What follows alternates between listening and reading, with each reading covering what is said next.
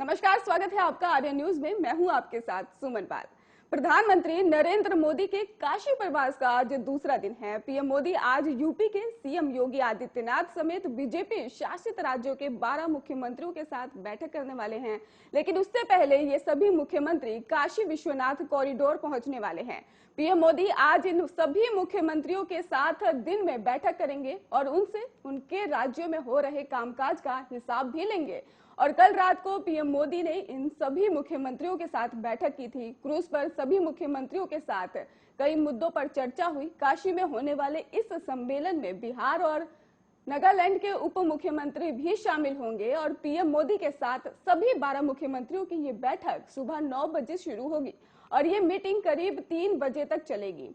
PM दोपहर का भोजन भी मुख्यमंत्रियों के साथ ही करेंगे। प्रधानमंत्री नरेंद्र मोदी के संग मुख्यमंत्रियों का ये सम्मेलन इसलिए खास होगा क्योंकि जिन राज्यों में बीजेपी की सरकारें हैं और पीएम मोदी वहां के कामकाज की रिपोर्ट लेना चाहते हैं, 12 राज्यों के सीएम अपने कामकाज के बारे में बताएंगे और बारी बारी से पीएम के सामने अपना प्रेजेंटेशन भी रखेंगे। और अब तक मिली जानकारी के मुताबिक सबसे लंबा समय यूपी के सीएम योगी आदित्यनाथ को दिया गया है।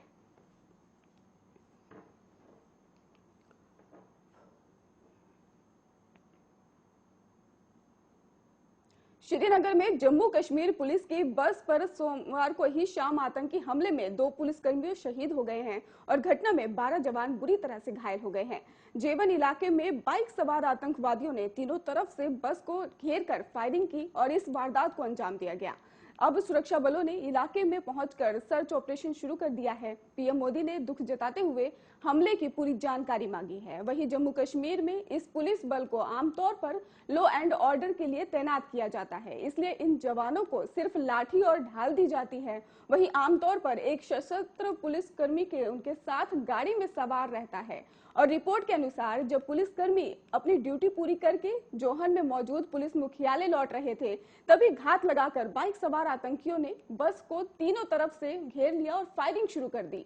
हथियार न होने से पुलिसकर्मी दहशतगर्दी की इस फायरिंग का जवाब नहीं दे सके और साथ ही बस बुलेट प्रूफ नहीं थी और इसलिए हमले में जम्मू कश्मीर पुलिस के जवानों को बचने का मौका ही नहीं मिल पाया।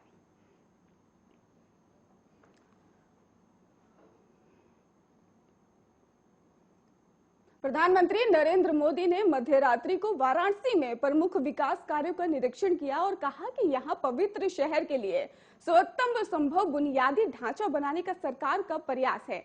पीएम ने ट्वीट किया, काशी में प्रमुख विकास कार्यों का निरीक्षण किया और इस पवित्र शहर के लिए सर्वोत्तम संभव बुनियादी ढांचा बनाने का हमारा प्रयास है। और आधी रात के बाद निरीक्षण के दौरान पीएम मोदी के साथ ही प्रदेश के मुख्यमंत्री योगी आदित्यनाथ भी मौजूद रहे और पीएम मोदी को स्थानीय लोगों के साथ बातचीत करते और उनका अभिवादन करने के आए लोगों का हाथ हिलाते हुए देखा गया। प्रधानमंत्री नरेंद्र मोदी ने वाराणसी में आधी रात काशी विश्वनाथ मंदिर का दौरा किया और इस दौरान ही प्रदेश के मुख्यमंत्री योगी आदित्यनाथ भी उनके साथ दिखाई दिए। इससे पहले वो काशी की गंगा आरती में शामिल हुए थे। साथ ही पीएम मोदी रात में ही बनारस रेलवे स्टेशन का भी दौरा किया और इस दौरान पीएम ने वाराणसी में प्रमुख विकास कार्यों का भी निरीक्षण किया। कहा कि पवित्र शहर के लिए सबसे अच्छा संभव बुनियादी ढांचा बनाने का सरकार का प्रयास है। वहीं पीएम रात के 1 बजे के बाद बनारस रेलवे स्टेशन और रेलवे स्टेशन का अच्छी तरह से निरीक्षण किया है। साथ ही उन्होंने वहां मौजूद दुकानदारों को हाथ हिलाकर अभिवादन भी किया है। पीएम मोदी ने बनारस रेलवे स्टेशन की तस्वीरें भी शेयर की। उन्होंने इन तस्वीरों को भी शेयर करते हुए लिखा कि अगला पड़ाव बनारस स्टेशन। हम रेल संपर्क बढ़ाने के साथ साथ स्वच्छ, आधुनिक और यात्री अनुकूल रेलवे स्टेशनों को सुनिश्चित करने के लिए काम कर रहे हैं। और रेलवे स्टेशन दौरे के दौरान भी मुख्यमंत्री योगी आदित्यनाथ उनके साथ दिखाई दिए। इस दौरान उनकी सुरक्षा में तैनात अधिकारी भी वहां मौजूद थे और साथ ही रेलवे स्टेशन में मौजूद दिखाई दिए थे और प्रधानमंत्री को दूर से ही देखा जा रहा था। देश में जानलेवा कोरोना वायरस के ओमिक्रॉन वेरिएंट के मामले बढ़ते ही जा रहे हैं और इन मामलों ने सरकारों को अब चिंता में डाल दिया है। कल महाराष्ट्र में ओमिक्रॉन से 2 और लोग संक्रमित पाए गए हैं। दोनों ने दुबई की यात्रा की थी। दूसरी तरफ दक्षिण अफ्रीका से गुजरात लौटा एक शख्स भी ओमिक्रॉन से संक्रमित पाया गया है और देश में अब तक ओमिक्रॉन से 41 लोग संक्रमित हो चुके हैं। महाराष्ट्र के स्वास्थ्य विभाग ने बताया कि एक नया मामला लातूर और एक अन्य मामले पुणे में पाया गया है। पुणे में सामने आए मरीज 29 साल की महिला बताई जा रही है, जबकि लातूर में संक्रमित 33 साल का पुरुष बताया जा रहा है। इसी के साथ ही राज्य में ओमिक्रॉन के संक्रमित पाए गए हैं लोगों की संख्या लगातार बढ़ रही है और अब ये संख्या 20 हो गई है। विभाग के मुताबिक दोनों मरीजों में बीमारी के लक्षण नहीं थे। वे टीके की दोनों खुराक ले चुके थे।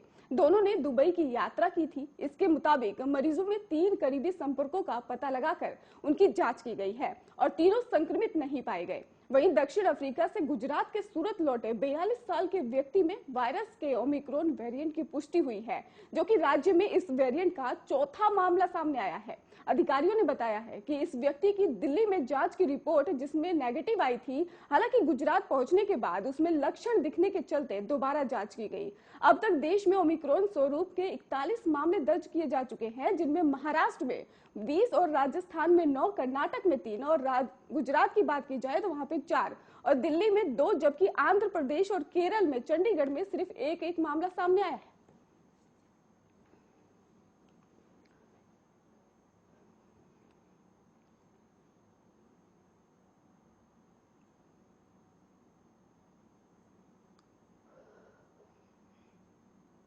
प्रधानमंत्री नरेंद्र मोदी द्वारा सोमवार को ही काशी विश्वनाथ कॉरिडोर का उद्घाटन किए जाने के बाद समाजवादी पार्टी के अध्यक्ष अखिलेश यादव ने कटाक्ष करते हुए कहा कि जब अंत समय नजदीक आता है तो लोग काशी में ही रहना पसंद करते हैं। यादव ने इटावा में संवाददाताओं से बातचीत के राज्य की बीजेपी सरकार द्वारा काशी विश्वनाथ कॉरिडोर के उद्घाटन का जश्न मनाने के लिए 1 महीने का सांस्कृतिक कार्यक्रम आयोजित करने की योजना के बारे में पूछे गए एक सवाल पर मोदी पर तंज कसते हुए कहा कि यही अच्छी बात है कि सिर्फ 1 महीना ही क्यों, उन्हें 2 या 3 महीने वहीं रुकना चाहिए और वो रुकने के लिए अच्छी जगह है। अंत समय में लोग बनारस में ही रहना पसंद करते हैं। उन्होंने कहा कि हिंदू धर्म में जीवन के अंतिम दिनों में काशी में रहने को काफी महत्व दिया जाता है। अखिलेश यादव ने बीजेपी पर भगवान के मामले में भी झूठ बोलने का आरोप लगाते हुए सोमवार को दोहराया कि बीजेपी तमाम ऐसी परियोजनाओं का श्रेय ले रही है जिन्हें पिछली सपा सरकार ने शुरू कराया था। उन्होंने कहा कि बीजेपी नेता झूठ बोलते हैं, वे हमारे और आपके सामने तो झूठ बोल ले, लेकिन जब बात भगवान से जुड़ी हो तो वो झूठ नहीं बोलना चाहिए। प्रदेश में बीजेपी जिन परियोजनाओं का उद्घाटन कर रही है वो हमारी ही सरकार की है, या तो हमारी सरकार ने उन्हें स्वीकृत किया था या उनका प्रस्ताव किया था। गौरतलब है कि प्रधानमंत्री नरेंद्र मोदी ने आज काशी विश्वनाथ कॉरिडोर का उद्घाटन किया और पूर्व मुख्यमंत्री यादव ने भी रविवार को एक प्रेस कॉन्फ्रेंस में कहा कि ये परियोजना उनके शासनकाल में मंत्रिमंडल द्वारा पारित की गई थी। और पूर्व मुख्यमंत्री ने कहा कि कुछ दिन पूर्व प्रदेश के मुख्यमंत्री योगी आदित्यनाथ इटावा आए और इस दौरान उन्होंने जिन विकास कार्यों का उद्घाटन किया वे सब सपा शासन में ही बने थे। सपा प्रमुख ने दावा किया कि उत्तर प्रदेश और पंजाब के आगामी विधानसभा चुनाव में निश्चित हार से ही घबराकर बीजेपी ने नए कृषि कानून वापस लिए हैं। उन्होंने कहा कि बीजेपी के लिए वोट महत्वपूर्ण है, किसान नहीं है। अगर बीजेपी को किसान की जरा सी परवाह होती तो कृषि कानूनों के विरोध में इतना लंबा आंदोलन नहीं चलता और इस दौरान 700 किसानों की जान चली गई। उन्होंने कहा कि उत्तर प्रदेश में चुनाव हारने का मतलब प्रधानमंत्री का जाना और भविष्य की राजनीति में बड़ा बदलाव आना है। देश में सशस्त्र सेनाओं में सैन्य ऑफिसर रैंक के चयन के लिए होने वाली एनडीए परीक्षा के लिए 1.77 लाख महिला अभ्यर्थियों ने आवेदन किया है। देश में ये पहली बार है कि नेशनल डिफेंस एकेडमी यानी कि एनडीए के लिए महिलाओं आवेदन कर रही हैं और खुद रक्षा राज्य मंत्री अजय भट्ट ने यह आंकड़ा सोमवार को संसद के सामने रखा। रक्षा राज्य मंत्री अजय भट्ट के मुताबिक एनडीए के लिए ही साल 2021 के लिए कुल 5,75,000 और कई आवेदन प्राप्त हुए हैं और इनमें से महिला अभ्यर्थियों से भी प्राप्त कुल आवेदनों की संख्या भी बढ़ी हुई है। और इसके साथ ही एनडीए में चयन के लिए भी इस साल को 2 बार परीक्षा कराती है और सुप्रीम कोर्ट के आदेश पर हाल ही में एनडीए में दाखिल के लिए भी महिलाओं के लिए दरवाजे खोल दिए गए हैं। इसके लिए पूर्ण रूप से भी करीब खड़कवासला में मौजूद एनडीए एकेडमी में भी महिला अभ्यर्थियों के परीक्षण के लिए आवश्यक संरचना और सुविधाएं स्थापित की गई हैं। एनडीए परीक्षा के लिए भी पास करने के बाद ही महिलाएं अधिकारी के तौर पर थल सेना, वायुसेना और नौसेना में जा सकेंगी। इसके लिए उन्हें एनडीए एकेडमी में भी 3 साल की कड़ी ट्रेनिंग से गुजरना पड़ेगा और इसके 1 साल बाद उन्हें अपने अपने विकल्प के अनुसार ही थल सेना के लिए भी इंडियन मिलिट्री और फिर कई देहरादून वायुसेना और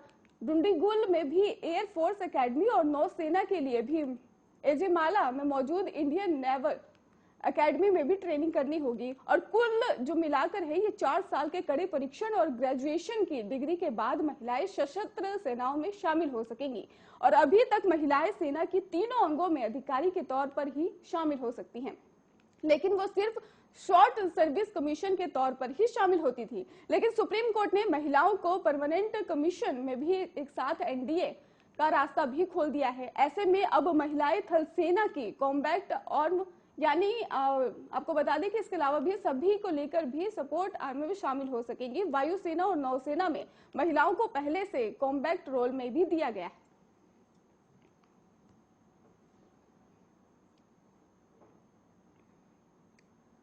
जयपुर में ओमिक्रॉन के 4 और मरीज मिले हैं। इसी के साथ राजस्थान में ओमिक्रॉन संक्रमितों की संख्या 13 हो गई है। राजस्थान देश का दूसरा ऐसा राज्य बन गया है जहां नए वेरिएंट के सबसे ज्यादा मरीज आए हैं और 18 मरीजों के साथ महाराष्ट्र पहले नंबर पर आ गया है। पूरे देश में 42 मरीज नए वेरिएंट के मिल चुके हैं और जयपुर के लिए राहत की बात यह है कि पूर्व में मिले 9 मरीजों की रिपोर्ट नेगेटिव आ गई है और इनमें से किसी से भी लक्षण नहीं मिले हैं। नए मिले 4 पॉजिटिव लोग वही हैं जो पिछले दिनों दक्षिण अफ्रीका से लौटकर परिवार के संपर्क में आए थे।